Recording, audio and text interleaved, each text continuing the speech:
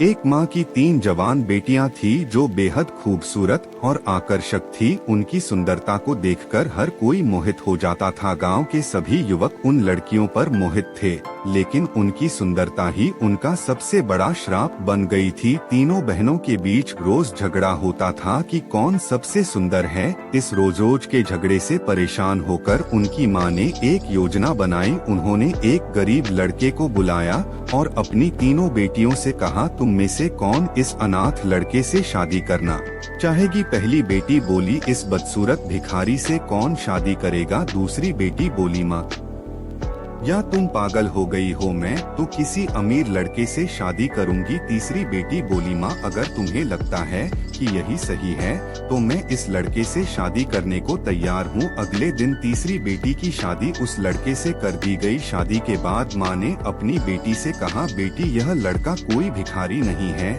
ये राजा का बेटा है। ये सुनकर दोनों बड़ी बहनें चौंक गई। तीसरी बेटी ने आश्चर्य से पूछा, माँ यह भिखारी क्यों बना हुआ था? माँ ने कहा, यह नाटक मैंने इसलिए करवाया क्योंकि इसने मुझसे कहा था कि मैं अपनी रानी उसी को बनाऊंगा जिसके दिल में सच्चाई और सरलता होगी। अगर आप भी माँ से प्यार करते हो तो सब्सक्राइब किए बिना मत जाना।